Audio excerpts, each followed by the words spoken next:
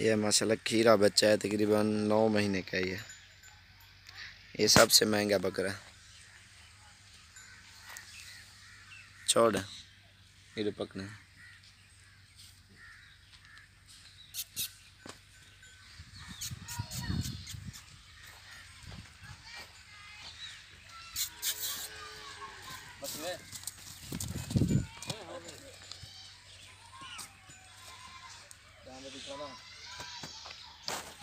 टांगे माशाल्लाह इसकी देखो ना, फुल मोटी है और गर्दन भी इसकी लंबी है और पूंछ भी लंबा है इसका।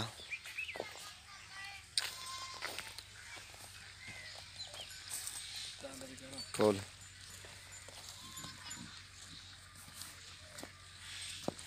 चोरी कहीं ना चोरी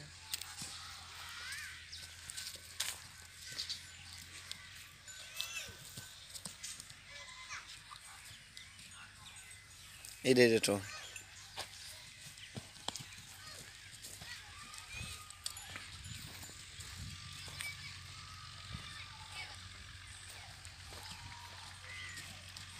माशाल्लाह इसकी लंबाई चौड़ाई भी देखो कितना खूबसूरत है।